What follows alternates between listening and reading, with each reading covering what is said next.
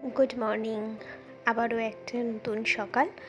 আমার নতুন একটা ব্লগে সবাইকে অনেক অনেক স্বাগত।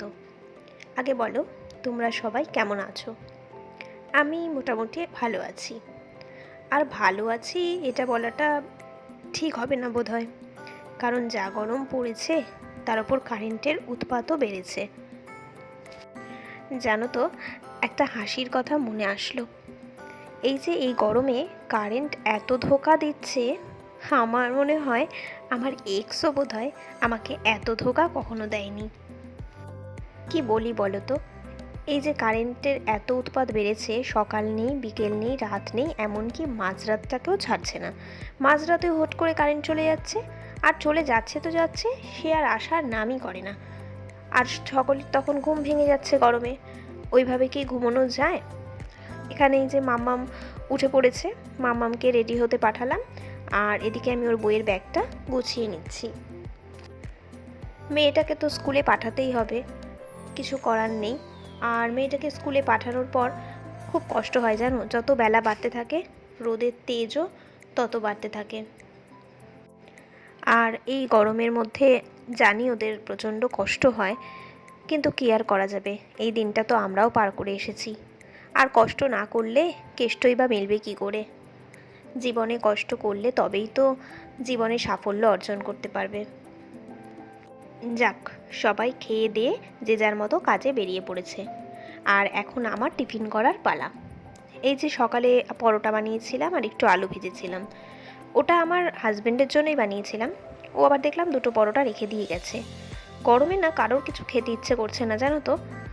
আমি আমার জন্য সেভাবে কিছু বানাইনি, তো ভাবলাম যে দুটো পরোটা যখন আছেই তখন ওইটাই খেয়ে নিই।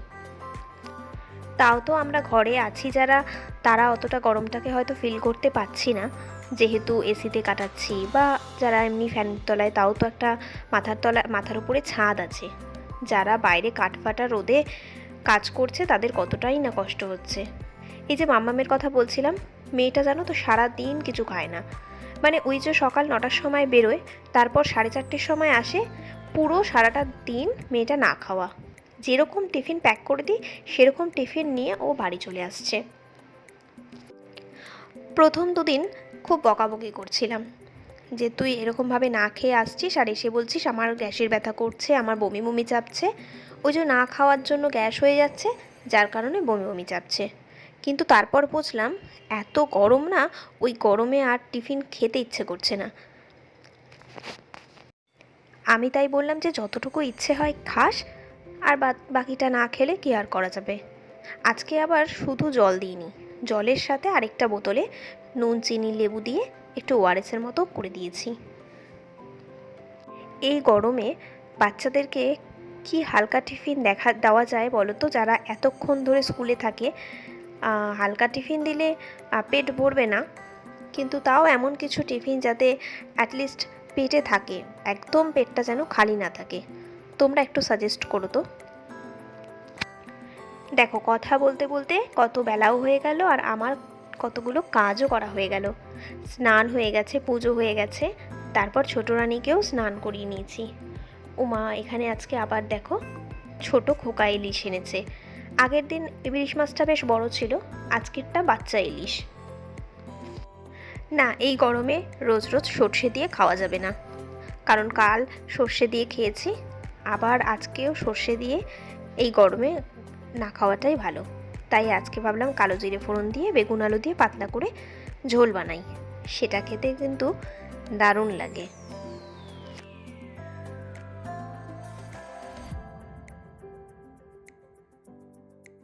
আজকে এই মাছের ঝোল আর একটু মোচার ঘন্ট বানিয়েছি। আগের দিনের একটা মোচা ছিল, ওটাকে গোবিন্দভোগ চাল দিয়ে একটু মোচার ঘন্ট করেছি। ওই ভিডিওটা আর করা হয়নি। আজ একটু তাড়াহুড়োর মধ্যেই রান্না করেছি, কারণ ছোটো রানীর শরীরটাও ভালো নেই। এত বাজে ওয়েদার না, এই ওয়েদারে প্রত্যেকের সর্দি আর জ্বর ঘরে ঘরে হচ্ছে। প্রথমে বড় রানীর হয়েছিল, ওই তারপরেই ছোটো রানীর আবার হয়েছে। ওষুধ খাওয়াচ্ছি, কিন্তু 2 দিন হয়ে গেল দেখছি জ্বরটা আবার ঘুরে ফিরে মাঝে মাঝে আসছে। এই দেখো কতটা সাদা সর্ষে মা আগের দিন বাজার থেকে নিয়ে এসছে। আমার না কালো সর্ষে খেতে অতটা ভালো লাগে না, কারণ কালো সর্ষেটা বাটার পর না একটা কেমন মানে ছিবড়া ছিবড়া মতো হয়ে থাকে, কিন্তু সাদা সর্ষেটা কিন্তু একদম মিহি হয়ে বাটে। তাই যে কোনো সর্ষে খেলেই আমরা সাদা সর্ষেটাই বেশি খাই, কিন্তু আগের দিন ছিল না বলে আমরা ওই কালো সর্ষে দিয়ে খেয়েছি। কালো সর্ষের ঝোলটাও সেরকম ভালো হয় না, কিন্তু সাদা সর্ষেটা একদম মিহি হয়ে যায় আর টেস্টও হয় খেতে। এই মশলাদানিটাও অনেক দিন ধরে ভাবছি তেল চিটে হয়ে গেছে, একটু পরিষ্কার করি, সময়ই পাই না। আজকে ভাবলাম যে না, পাঁচফোড়ন, কালো জিরে এগুলো সব মা আগের দিন নিয়ে এসছে বাজার থেকে, ওগুলোকে তো ঢালতে হবে, আর এই নোংরার মধ্যে ঢালা যাবে না, একটু পরিষ্কার করে নিই, পরের দিন নয় ঢেলে নেব। আর দেখো সূর্য এখন পুরো মাথার ওপরে। আমি এই 1টা-1.5টার দিকেই কাপড়গুলোকে নামিয়ে নিয়ে চলে আসি। বারান্দায় যা রোদ আসে তাতে আরামসে শুকিয়ে যায়, খালি জল ঝরার জন্য এই ছাদে দেওয়া। কারণ আমি যদি আরও বেলা করে আসি তখন আমি আর ছাদের মধ্যে দাঁড়িয়ে থাকতে পারবো না। এখনই গিয়ে ওপরের দিকে যে তাকিয়ে আমি কাপড়গুলো পারবো, আমার একটুখানি তাকাতেই মাথাটা এত ব্যথা করছে, 2 মিনিটে আমার মাথা ব্যথা হয়ে গেছে।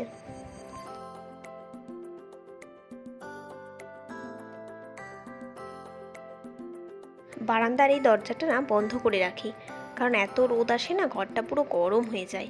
এমনি আমাদের ওপরের ঘরে থাকা যায় না এসি ছাড়া। নিচের ঘরটা আবার খুব আরাম, জানো তো, মা সারাদিন থাকে। আমি তাই মাকে বলি যে কি আরাম গো তোমাদের ঘরটা, অ্যাটলিস্ট থাকা যাবে, এসি ছাড়া থাকা যাবে, কিন্তু আমাদের এই ওপরে যেন আগুনের গোলা বইছে। আর এই যে খালি কাপড় ধোয়া আর কাপড়গুলোকে শুধু তুলে আনলে তো হবে না, এগুলোকে ভাঁজ করে আবার জায়গা মতো গুছিয়েও রাখতে হবে। এই যে কত বড় কাজ।